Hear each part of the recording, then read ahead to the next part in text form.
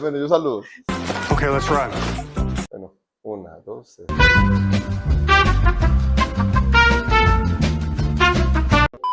Oscar, ¿cómo estás, papá? ¿Cómo va todo? Hola Mateo, muy bien, ¿y vos? ¿Cómo vas? Bien, hombre, trabajando mucho, pero siempre hacía falta como esa reunioncita, hablar de esos temas de derecho que siempre son interesantes, y más hoy en esta locación donde estamos, que es como algo que se asemeja a los estrados judiciales para el tema tan interesante que traemos hoy. Sí, hermano, ya llevamos días sin hablar, hacía mucha falta ese espacio.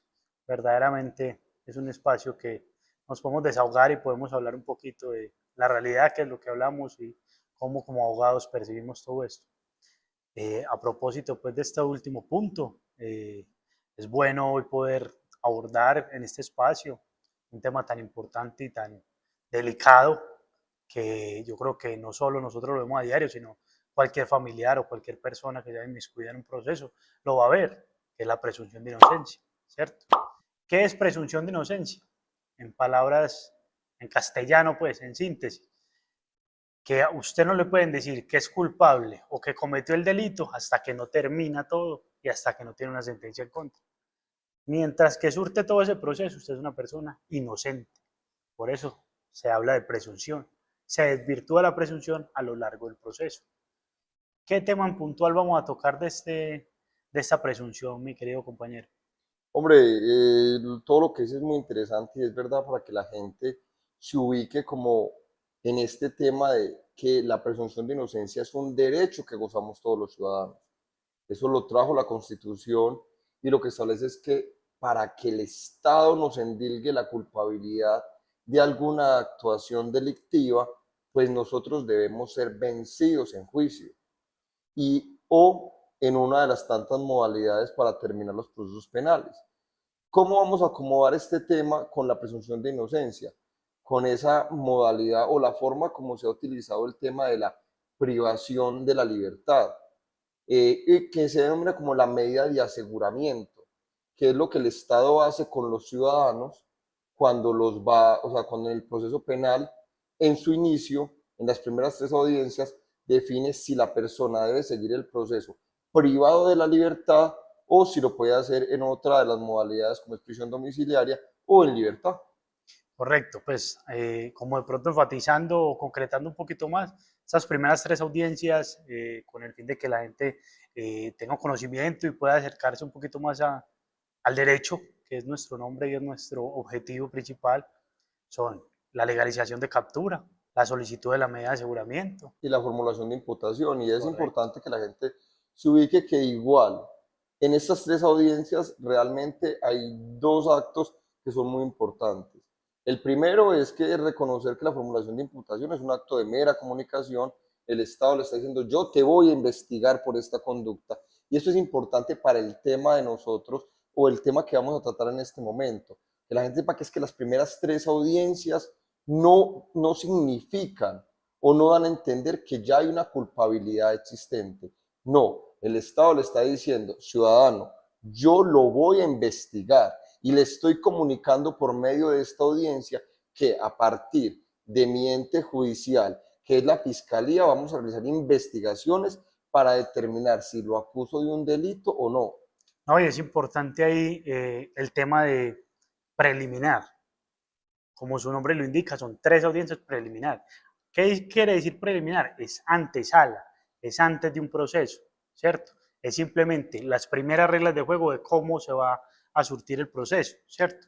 Esto es lo que pues, se va a tratar de desarrollar y a buscar cómo en esta audiencia la judicatura busca resumir y sintetizar todo y definir si una persona es culpable, no es culpable, qué grado de favorabilidad o qué grado de factibilidad hay en la comisión o no del delito. Quieren resumir todo en esas tres.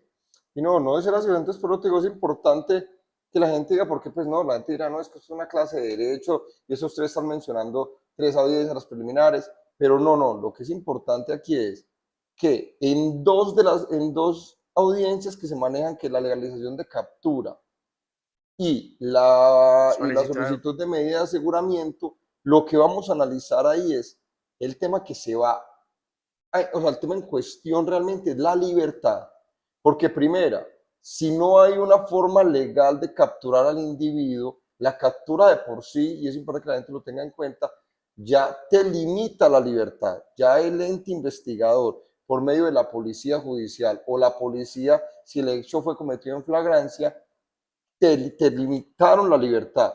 Entonces hay que determinar que se haya obrado bien. Y ya la última es si esa medida de aseguramiento, o sea, es para determinar si el proceso se sigue en libertad o se sigue privado de la libertad, que lo vamos a debatir ya más a fondo cuando entremos en esta, que es lo que centra el tema de hoy.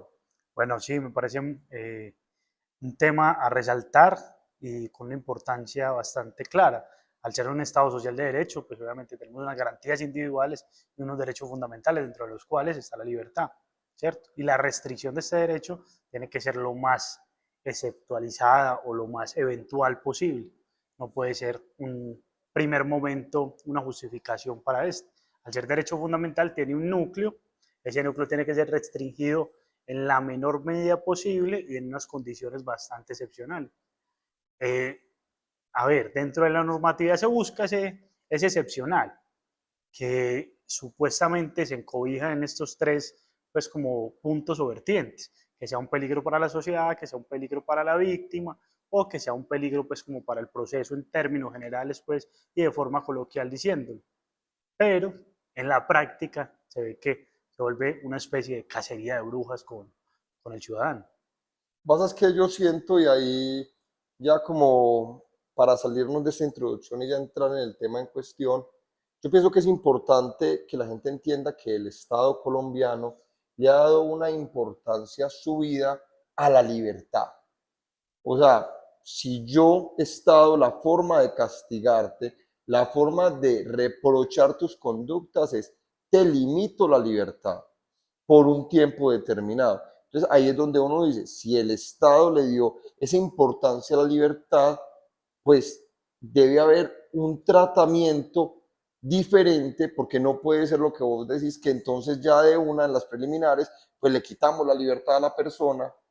Entonces le estamos restando importancia al valor, a ese valor de que la persona sea libre, y le estamos diciendo, no, usted va a hurgar todo su proceso, usted va a pasar todo su proceso privado de la libertad. Y si usted sale inocente, pues hombre, qué culpa, el Estado tenía que garantizar esos ítems. Sino que yo creo que, a ver, en el trasfondo de todo esto hay ausencias estatales, ¿cierto?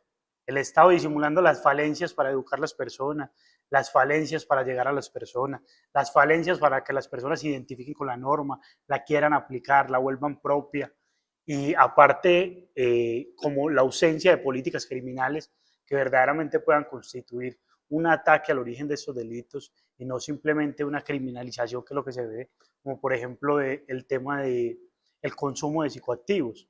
El consumo de psicoactivos es un tema que se debería abordar desde una política criminal de salud pública y se aborda solamente desde el delito, de castiguemos a la persona que consume, vamos todos contra la persona que consume. No estamos viendo que esto lleva a la calle, que esto lleva a muchas condiciones que pueden transformar aún más la sociedad en un concepto negativo que no se va a atacar o no se va a curar simplemente diciéndole, te arresto, te voy a empezar un proceso, te voy a iniciar un proceso penal, vas a estar privado de tu libertad, no van a ser las soluciones nunca. Entonces ahí ya como mirando esas vertientes, las problemáticas que tiene el Estado, al no poder garantizarle a la gente como, digamos, esa buena administración de justicia, porque con todas sus falencias investigativas, carcelarias y demás, pues el Estado opta por, a ver, yo no puedo garantizar que con la persona afuera, si tiene injerencia o puede ingerir o puede inferir en el proceso, interferir. Entonces yo ahí no tengo cómo limitarte, entonces te privo de la libertad. Es que eso es un peligro para la víctima y yo no puedo garantizarle a la víctima la seguridad y la estabilidad, te privo de la libertad.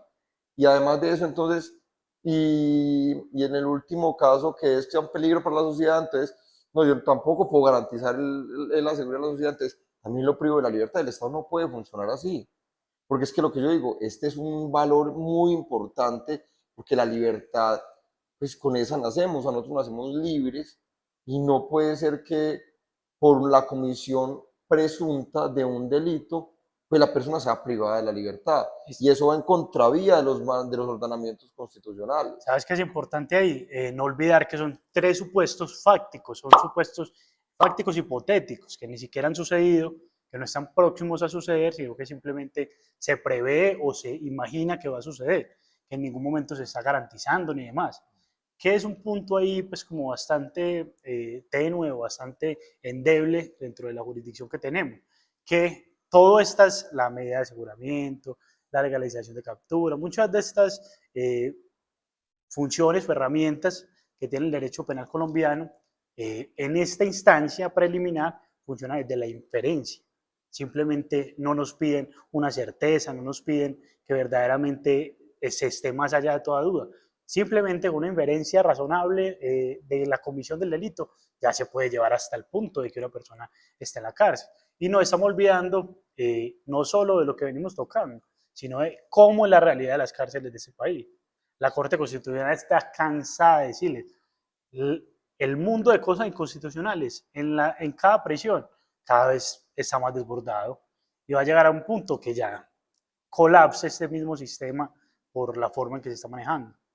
Es verdad lo que dices, por ejemplo, y que partimos, porque esa es como la base de la formulación de imputación, y es que es una inferencia razonable que le permite al fiscal poderte investigar, pero no con eso, y digamos que ese es el problema y el trasfondo que tiene la política criminal y el derecho penal en Colombia, que si uno va a la calle, entonces uno se encuentra con que la gente dice, ah, no, es que la justicia en Colombia no sirve, pues vea, lo dejaron libre, es que no, es que los jueces aquí son muy endebles.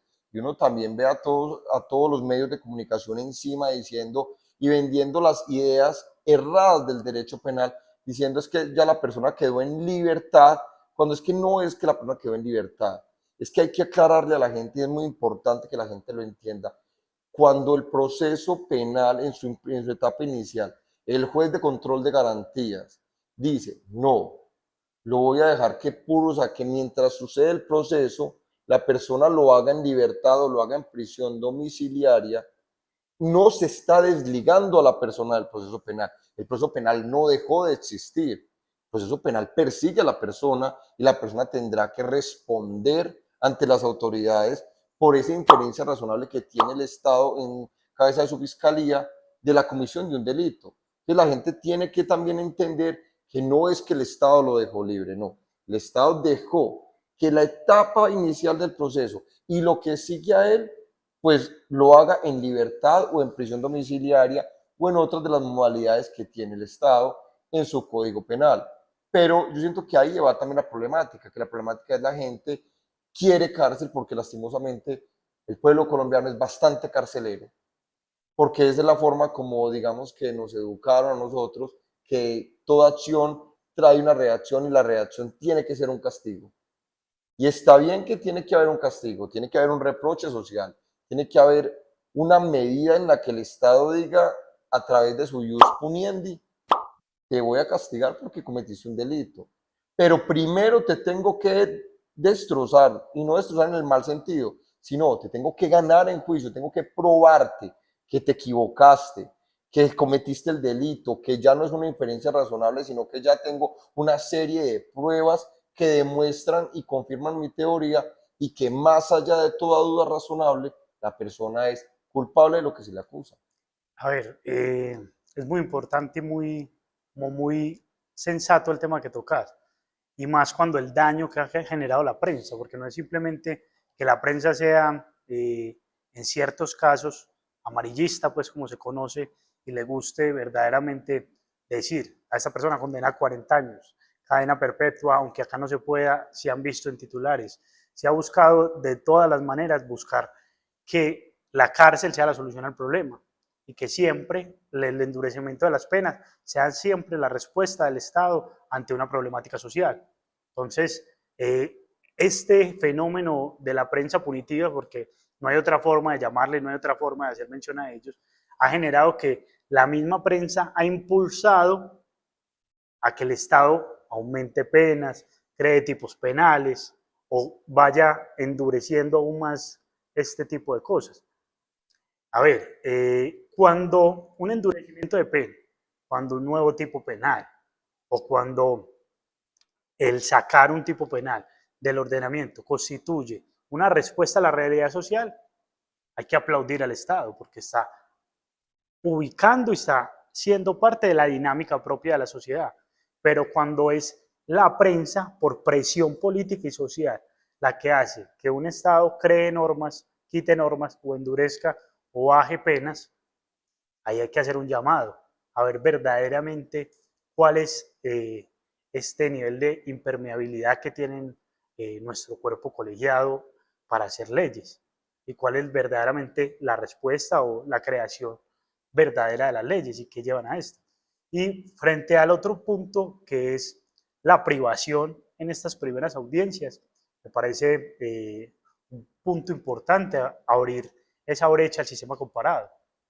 Podemos ver que, por ejemplo, en sistemas como Estados Unidos, que son completamente diferentes al de acá, pues tampoco pueden ser comparados dos sistemas diferentes, pero tienen una figura que se podría aplicar acá, que es el tema de la fianza.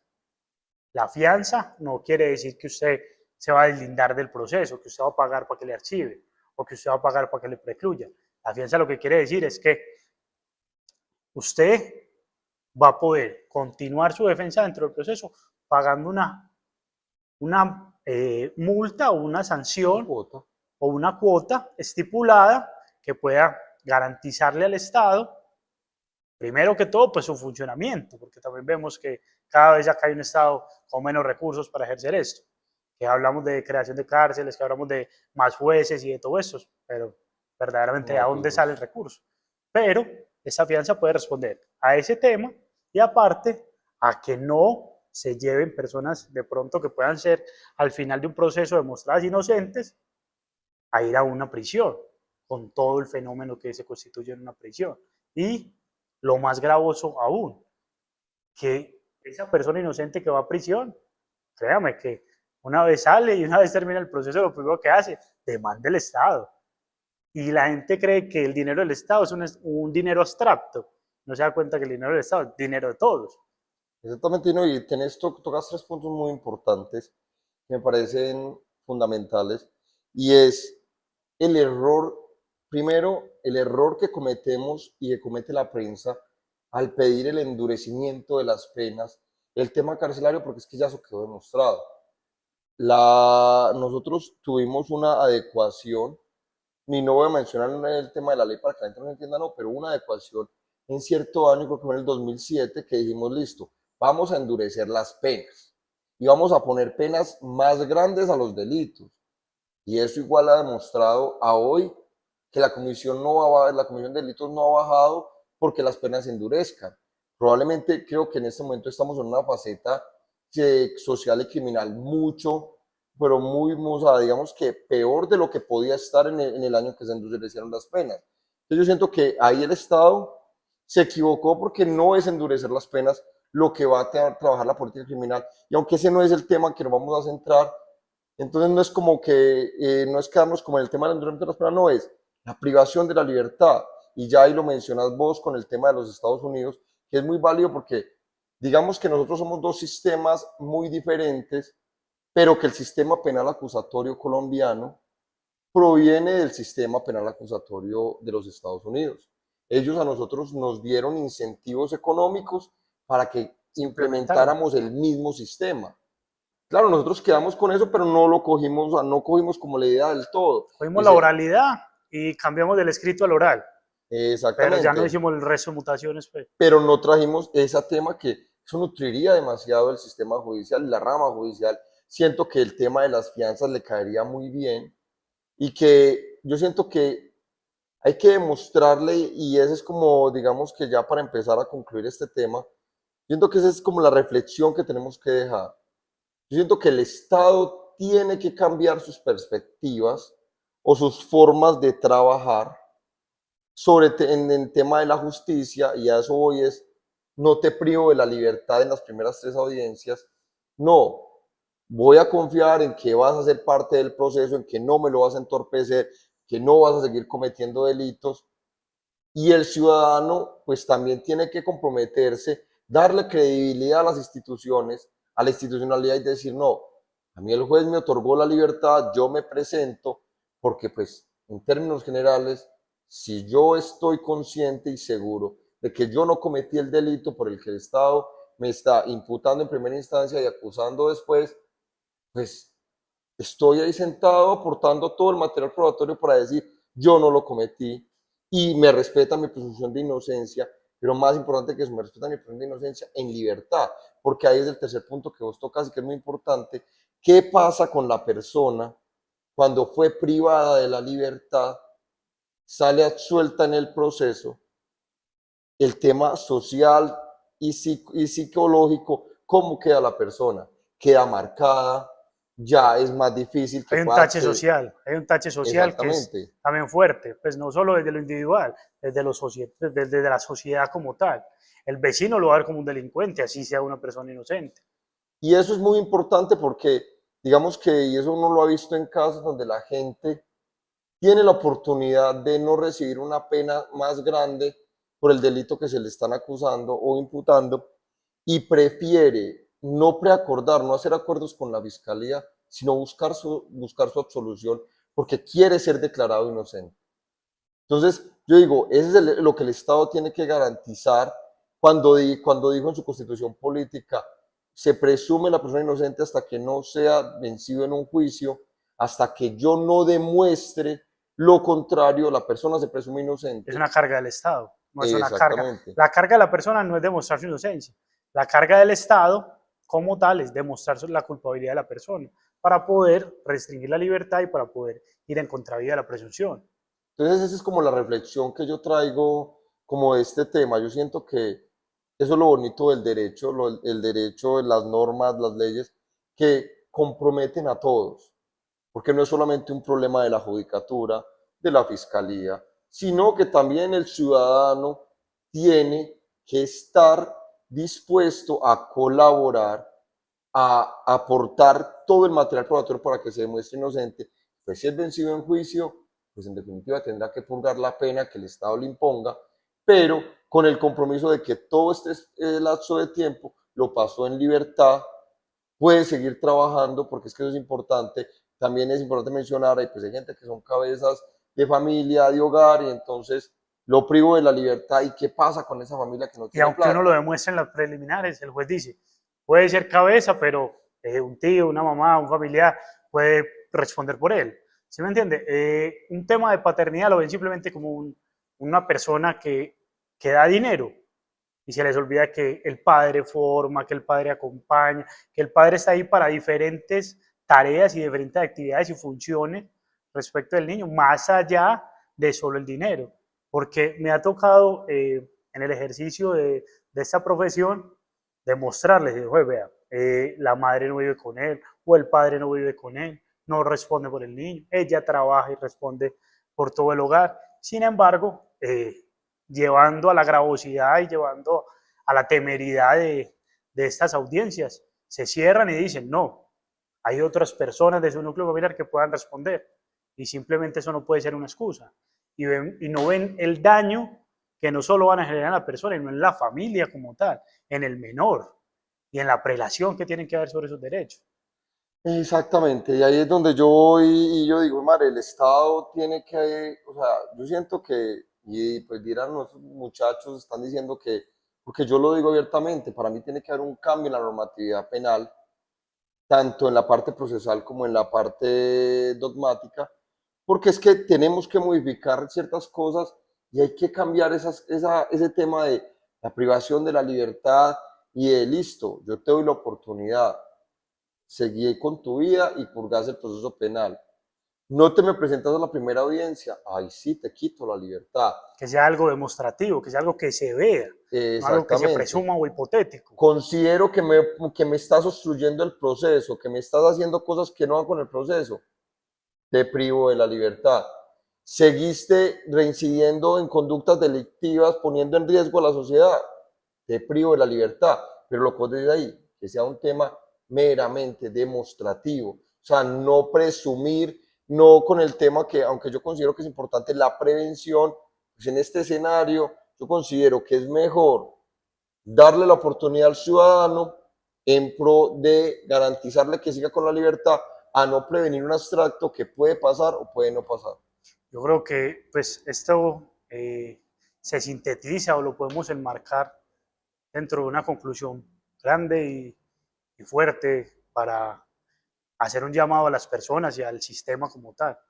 Creo que las personas al escuchar temas técnicos o temas jurídicos lo ven un poco distante de sí, pero cuando a una persona le captura un familiar o está él en esa posición, se da cuenta verdaderamente cómo cada vez se vuelve más complejo el defenderse por fuera de un proceso y cómo verdaderamente ser un peligro para la sociedad se volvió ya como si fuera una regla general simplemente enunciativa y que dentro de la realidad de este país, que es un país que yo creo que aproximadamente 50% más, pues no soy muy estadista tampoco para dar una certeza, tiene obviamente problemas de recursos, no tiene una gran capacidad económica y va a ser defendida por un defensor público que tiene un cúmulo de procesos, que uno entiende también la realidad del defensor público, lo que gana, lo que trabaja, el cúmulo de cosas que le toca hacer.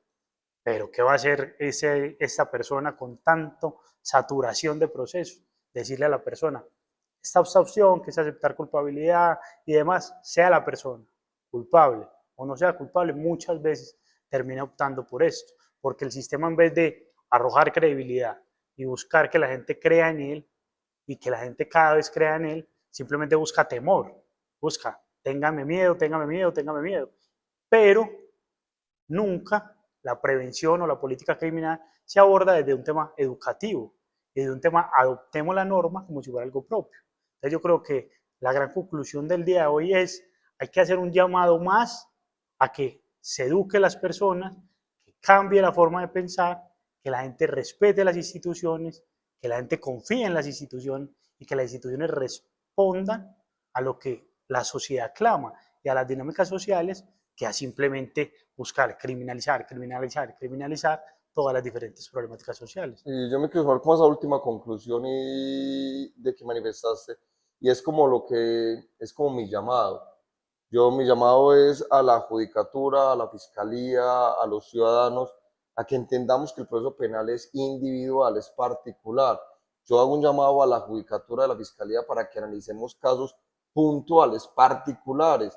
¿Para qué? Para que no vamos a resolver con darle que a todo el mundo se le otorgue la libertad. No, tenemos un sistema que tenemos que cumplir y respetar, pero por ahora, trabajando con lo que tenemos, mi llamado sí es a la judicatura y a la fiscalía, revisemos casos particulares y a partir de cada caso determinemos si lo privamos o no de la libertad. Correcto.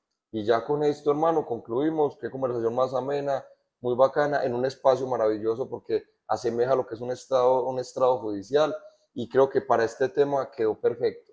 Muchas gracias, mi hermano.